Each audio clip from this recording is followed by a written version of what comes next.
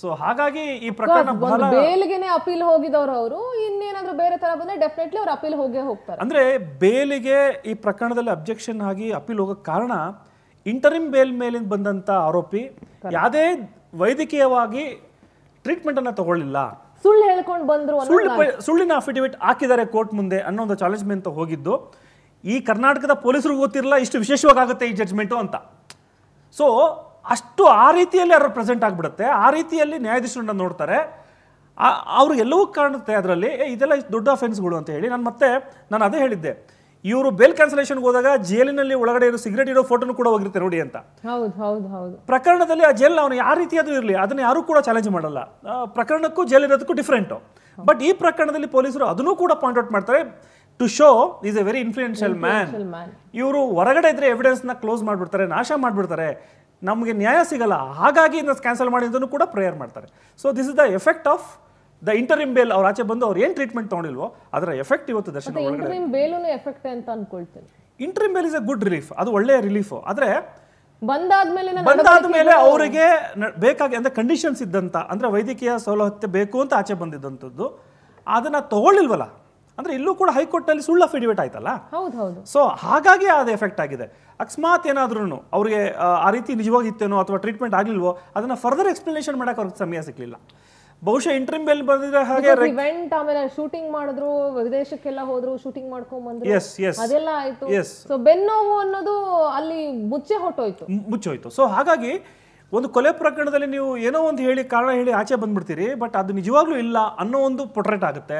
So ನ್ಯಾಯಾಲಯಕ್ಕೆ ನೀವು ಮಣ್ಣೆರ್ಚಿದಿರಿ, ಕಣ್ಣಿಗೆ ಹಚ್ಚಿದಿರಿ ಅನ್ನೋ ಒಂದು ಪೊಟ್ರೇಟ್ ಆಗುತ್ತೆ. ಸೊ ಇವೆಲ್ಲವೂ ಕೂಡ ಸುಪ್ರೀಂ ಕೋರ್ಟ್ ಗಮನಿಸಿ ಈ ರೀತಿ ಆಗಿರುತ್ತೆ ಅಷ್ಟೇ. ಸೊ ಅದನ್ನ ನೀವು ನೋಡಬಹುದು, ಈ ಪ್ರಕರಣದಲ್ಲಿ ಎಲ್ಲರೂ ಕೂಡ ಜೈಲ್ಗೆ ಹೋಗಿಲ್ಲ. ಮತ್ತೆ 10 ಜನ ಹೊರಗಡೆ ಇದ್ದಾರೆ, 7 ಜನ ಮಾತ್ರ.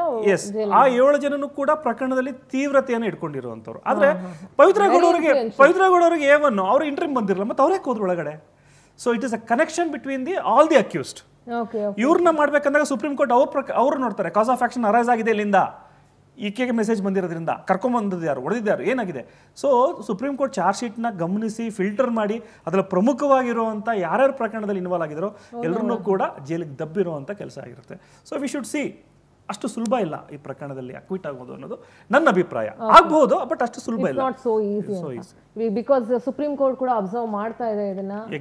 ಮೇಲ್ಗಡೆ ಅವ್ರ ಪೊಲೀಸ್ ಅವ್ರಿಗೂ ಅವಕಾಶ ಇದೆ ಮತ್ತೆ ಅಪೀಲ್ ಹೋಗೋದಕ್ಕೆ. ಇದಕ್ಕೆ ಆ ರಿಸ್ಕ್ ನ ಯಾರು ತಗೊಳಲ್ಲ ಅಂತ ಅನ್ಸುತ್ತೆ. ಐ ಡೋಂಟ್ ನೋ ಏನಾಗುತ್ತೆ ಅಂತ. ನಾಗರಾಜ್ ಸರ್, ಬಹಳಷ್ಟು ಪ್ರಕರಣಗಳು ನೀವು ನೋಡಿರ್ತೀವಿ, ಪೊಲೀಸರು ಎಂಥ ಪ್ರಕರಣದಲ್ಲಿ ಕೋರ್ಟಲ್ಲಿ ಅಪೀಲ್ ಹೋಗ್ತಾರೆ ಸರ್? ಎಂಥ ಸಂದರ್ಭದಲ್ಲಿ ಎವಿಡೆನ್ಸ್ ಇರುತ್ತೆ, ಎವಿಡೆನ್ಸ್ ಇದ್ದರೂ ಕೂಡ ಅದನ್ನು ಮರೆಮಾಚಿ ಒಂದು ರೀತಿ ಮೇಲ್ನೋಟಕ್ಕೆ ಗೊತ್ತಾಗ್ತದೆ. ಯಾರು ಒಂದು ಕಾಮನ್ ಮ್ಯಾನ್ ನೋಡಿದ್ರು ಕೂಡ ಇದರಲ್ಲಿ ಸಾಕ್ಷಿ ಇದ್ರೂ ಬಿಟ್ಟಿದ್ದಾರೆ, ಏನು ಕಾರಣಕ್ಕೆ ಬಿಟ್ಟಿದ್ದಾರೋ ಗೊತ್ತಿಲ್ಲ ಅಂತ. ಅದು ಆರ್ಡರ್ಸ್ ಬರಿಬೇಕಾದ್ರೆ ಅಥವಾ ಆರ್ಗ್ಯುಮೆಂಟ್ ಕೇಳಿ ಬರಿಬೇಕು. ಎರಡು ಕಡೆದು ಆರ್ಗ್ಯುಮೆಂಟ್ ಕೇಳುವಾಗ ಅವ್ರಿಗೆ ಏನು ಅವ್ರದ್ದು ಮೆರಿಟ್ಸ್ ಇರ್ತದೆ, ಡಿಮೆರಿಟ್ಸ್ ಇರ್ತದೆ ಅಷ್ಟನ್ನು ಅವರು ಹೇಳಿರ್ತಾರೆ. ಅದನ್ನು ಜಡ್ಜ್ ಆದವರು ನೋಟ್ ಮಾಡ್ಕೊಂಡಿರ್ತಾರೆ. ನಂತರದಲ್ಲಿ ಚಾರ್ಜಲ್ಲಿ ಒಂದು ಆರ್ಡರ್ಸಲ್ಲಿ ಕ್ಲಿಯರಾಗಿ ಬರೀತಾರೆ. ಯಾವ ರೀತಿ ಬರೀತಾರೆ ಅಂದರೆ, ಯಾರೋ ಒಬ್ಬ ದಾರಿಲಿ ಹೋಗೋನು ಓದಿದ್ರು ಕೂಡ ಆ ಜಡ್ಜ್ಮೆಂಟನ್ನು ಇದು ಸಮಂಜಸವಾಗಿದೆಯಪ್ಪ ಅಂತ. ಈಗ ನೀವು ನೋಡಿದಾಗೆ ಇದು ನೋಡಿ, ವ್ಯವಸ್ಥಿತವಾಗಿ ಆದಂಥ ನೋಡಿ ವೆಲ್ ಇಂಜಿನಿಯರ್ಡ್ ಕ್ರೈಮ್ ಇದು. ಯಾವ ರೀತಿ, ಹೌದು, very well planned and well engineered. ನೋಡಿ ಯಾವ ರೀತಿಯಲ್ಲಿ ಪಿಕ್ ಮಾಡಿದ್ದಾರೆ ಅವ್ರನ್ನ. ಸರ್ ಇನ್ನೊಂದು ಸರ್, ಹೌದು ನಾವು ಅವನ್ನ ಕರ್ಕೊಂಡ್ಬಂದ್ವಿ, ಅವನ್ನ ಬುದ್ಧಿ ಹೇಳೋಣ ಅಂತ ಅನ್ಕೊಂಡ್ವಿ, ಬಟ್ ಅವನನ್ನ ಸಾಯಿಸೋ ಇಂಟೆನ್ಷನ್ ನಮ್ಗೆ ಇರಲಿಲ್ಲ ಅಂತ ಏನಾದರೂ ಆದರೆ ನೋಡಿ, ಅಲ್ಲಿ ಅವರು ಅದು ಸುಲಭದಲ್ಲಿ ಎಸ್ಕೇಪ್ ಆಗೋಕ್ಕಾಗಲ್ಲ. ಯಾಕೆಂದರೆ they try to dispose of the body. If they are so accidental ಅಂತ ಹೇಳಿದರೆ ಅಥವಾ ಗ್ರೇವ್ ಅಂಡ್ ಸಡನ್ ಪ್ರೊವೊಕೇಶನ್ ಅಂತ ಹೇಳಿದರೆ they should have come out with truth. ಇಷ್ಟು ಸೀರಿಯಸ್ ಆಗ್ತಿದ್ದಿಲ್ಲ. ನೋಡು, ಅವರು ಪೊಲೀಸರಿಗೂ ಕೂಡ ನೋ ಪೊಲೀಸರು ಕೂಡ they have given misinformation to mislead the police. ಮಾಡಿಲ್ವಾ? ಅದು first instance they did it. They did it with a power. What is the power? Power of money. What does it ಮೀನ್? ಹೌದು, ಇಂಟೆನ್ಷನ್ ಈಸ್ ವೆರಿ ಕ್ಲಿಯರ್. ಇಲ್ಲ ಅಂದಿದ್ರೆ ಅದೇ ದಿವಸ ಇವನು ಯಾಕೆ ಮೈಸೂರಿಗೆ ಹೋಗಬೇಕು? C with after all this ಈ ಲೆಫ್ಟ್ ಟು ಮೈಸೂರಲ್ಲಿ ಏನು ಇಡೀ ರಾತ್ರಿ ಅವನೇನು ಜಿಮ್ಮಲ್ಲಿ ಅಲ್ಲಿ ಇಲ್ಲಿ ಕಾಲ ಕಳೆದಿದ್ದಾನೆ. ಅಂದರೆ what is the conduct of that accused that day? ಈ ಕೃತ್ಯ ಮಾಡಿದ್ದೀಗ ತಾನೆ. See these all the things they collected and it is linked. ಯಾವ ಥರ ಅಂದರೆ ನೀವು ಸರ ಹಾಕ್ಕೊಂಡಿರ್ತೀರಲ್ಲ, ಒಂದಕ್ಕೊಂದು ಲಿಂಕ್ ಆಗಿರ್ತಾರೆ, ಸರ ಕೊಳ್ಳಲ್ಲಿರುತ್ತೆ, ಯಾರನ್ನ ಕಳ್ಳಕ್ಕಿದ್ರು ಕೂಡ ಕಷ್ಟದಲ್ಲಿ ಕೀಳಬೇಕು ಹಾಗೆ. ಸೊ ಈ ಸರ್ಕಮ್ಸ್ಟೆನ್ಷಿಯಲ್ ಎವಿಡೆನ್ಸ್ ಹೇಗೆ ಅಂತ ಹೇಳಿದ್ರೆ ಪ್ರಾಪರಾಗಿ ಒಂದಕ್ಕೊಂದು ಉತ್ತರ ಹೇಳೋಂಗಿರಬೇಕು, ಕಾಂಪ್ಲಿಮೆಂಟ್ರಿ ಆಗಿರಬೇಕು. ಈಗ ನಾವು ಎಲ್ಲಿ ಪಿಕ್ ಮಾಡಿದ್ರು ಅಲ್ಲಿ ಜನ ಹೇಳ್ತಾರೆ, ಎಲ್ಲಿ ಟೋಲ್ ಪಾಸ್ ಆಯಿತು ಅಲ್ಲಿ ಹೇಳ್ತಾರೆ, ಎಲ್ಲಿ ಟೋಲಿಂದ ಬಂದು ಆಮೇಲೆ ಎಲ್ಲ ಕಡೆ ಊಟ ಮಾಡಿದ್ದಾರೆ ಅದು ಹೇಳ್ತಾರೆ. See the sequence is so clinching, ಒಂದಕ್ಕೊಂದು ಕೊಂಡಿ ಥರ ಇದೆ. That's why said it is so clinching. ಒಂದೊಂದು ಇನ್ಸಿಡೆಂಟು, ಒಂದೊಂದು ಸರ್ಕಮ್ಸ್ಟೆನ್ಸಸ್ ಕೂಡ ನೀವು ಪ್ರೂವ್ ಮಾಡ್ತಾ ಬಂದರೆ ultimately it is going to be proved. ಅದಕ್ಕೆ ಸಪೋರ್ಟೆಡ್ ಬೈ ಟೆಕ್ನಿಕಲ್ ಎವಿಡೆನ್ಸ್. ಇವತ್ತು ನಾನು ಸುಳ್ಳು ಹೇಳ್ಬೋದು, ನೀವು ಸುಳ್ಳು ಹೇಳ್ಬೋದು. Seeing is believing. ನಾವು 3 ಜನ ಇಲ್ಲಿ ಇವತ್ತು ಡಿಸ್ಕಷನ್ ಮಾಡಿದ್ದೀವಿ ನಿಮ್ಮ ಸ್ಟುಡಿಯೋದಲ್ಲಿ. Can it be manipulated unless and until it is edited? No. If it is edited, yes. Otherwise, ನಾವು ಕೇಳೋದು ಅನ್ಎಡಿಟೆಡ್ ವರ್ಷನ್ ಅಲ್ಲಿ ಕೇಳಿರೋದು ಅಷ್ಟೇ. ಅದನ್ನು ಪ್ರೂವ್ ಮಾಡಿದ್ದಾರೆ ಅವರು. ಅದು ವಾಟ್ ಡಸ್ ಇಟ್ ಮೀನ್? ಇವತ್ತು technical evidence as per evidence act ಕೂಡ ಇಟ್ ಈಸ್ ವ್ಯಾಲಿಡ್. ಯಾಕೆ ಅಂತ ಹೇಳಿದ್ರೆ ಅದು ಮೊದಲೆಲ್ಲ ಇತ್ತು, ಸ್ವಲ್ಪ 50-50 ಇಡ್ತಾಯಿದ್ರು, ಸೆಕೆಂಡ್ರಿ ಎವಿಡೆನ್ಸ್ ಅಂತ ತಳ್ಳಿಬಿಡ್ತಾಯಿದ್ರು. ಈಗೆಲ್ಲ ಈಗ ಅದು ಕೂಡ ಇಂಪಾರ್ಟೆಂಟೇ. ಬಿಕಾಸ್ ಮನುಷ್ಯರು ನಮಗೆ we are got lot of weaknesses. As A witness ನಾನೊಬ್ಬ ಕಾಮನ್ ಮ್ಯಾನೋ ಅಥವಾ ಒಂದು ಬಡವನೋ ಇದ್ದರೆ ಸಾಕ್ಷಿ, ಅಲ್ಲಿ ವಾಚ್ಮನ್ನೋ ಇನ್ನೊಬ್ಬನೋ ಅವನಿಗೇನೋ ಒಂದಷ್ಟು ವಿಶ್ವಾಸ ಕೊಟ್ಬಿಟ್ರೆ ಅವನು ಇದು ಇರೋದ್ರಿಂದ ಅವ್ರು ಏನು ನೋಡ್ತಾರೆ, ಟೆಕ್ನಿಕಲ್ ಎವಿಡೆನ್ಸ್ ಜಾಸ್ತಿ ಮಹತ್ವ ಕೊಡ್ತಾರೆ. ಜೊತೆಗೆ ಸೈಂಟಿಫಿಕ್ ಎವಿಡೆನ್ಸ್ ನೋಡಿ, ಅದು ಬ್ಲಡ್ ಈಸ್ ಟ್ರೇಸ್ಡ್ ಅಂದರೆ ಯಾರ್ದು, that has to be confirmed through what? DNA test. DNA ಅಂದರೆ ನಮ್ಮದೊಂದು ಬೇರೆ ಇರುತ್ತೆ, ನಿಮ್ಮದೊಂದು ಬೇರೆ ಇರುತ್ತೆ. ಇದು ಶತಸಿದ್ಧ. That is proved. ಇದೇ ಸುಪ್ರೀಂ ಕೋರ್ಟ್ ಹೇಳಿದೆ ಇವತ್ತಿನ ದಿವಸ. ನಾನೇ first DNA finger printing test ಮಾಡಿಸ್ತವನು ನಮ್ಮ ದೇಶದಲ್ಲಿ ಎಲ್ಲ, ಇಡೀ ಪ್ರಪಂಚದಲ್ಲಿ ಒಂದು ಕ್ರೈಮಲ್ಲಿ.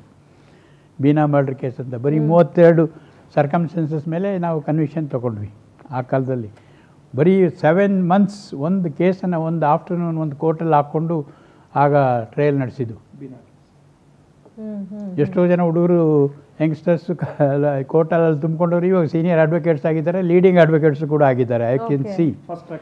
ಯಾಕೆ ಹೇಳ್ತೀನಿ ಅಂತ ಹೇಳಿದ್ರೆ, ಫಾಸ್ಟ್ ಟ್ರ್ಯಾಕ್ ಎಲ್ಲ ಇರಲಿಲ್ಲ ಆಗ. ಕೋರ್ಟಲ್ ನಂಬರ್ 2 ಭಾಳ ಒಳ್ಳೆ ಜನರು. ನನ್ನ ಜಡ್ಜ್ಮೆಂಟ್ ಕೂಡ ಕೈಯಲ್ಲಿ ಬರೆದಿದ್ದಾರೆ. ವೈ ಆಮ್ ಟೆಲ್ಲಿಂಗ್ ಅಂದರೆ ಅಷ್ಟು ಆನೆಸ್ಟ್ ಜಡ್ಜಸ್ ಇದ್ದರು. ಯಾಕೆ ಹೇಳ್ತೀನಂದರೆ ಅದು ಕೂಡ ಇದೇ ಥರ ಭಯಂಕರವಾದ ಕೇಸು ಏನೇ ಇರಲಿ.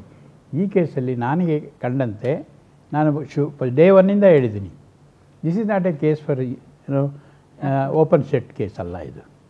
This is a thorough case and it's a well knitted case for conviction for not only life, even to the death. ಯಾಕೆ ಹೇಳಿದರೆ ಒಬ್ಬ ಸೆಲೆಬ್ರಿಟಿ ಈ ಒಂದು ಸಣ್ಣ ವಿಷಯಕ್ಕೆ ಇಷ್ಟೊಂದು ಬೃಹದಾಕಾರವಾಗಿ ಒಂದು ವ್ಯೂಹನ ರಚಿಸ್ಕೊಂಡು ಆ ಪಾಪಿನ ಒಳ್ಳೆ ಸೊಳ್ಳೆ ಇಚ್ಕಾಕಿದಾನಲ್ಲ, ದಟ್ ಈಸ್ ವೆರಿ ಬ್ರೂಟಲ್. ಆ ಮಹತ್ವ ಯಾರೂ ಅರಗಿಸ್ಕೊಳ್ಳೋಕ್ಕಾಗಲ್ಲ.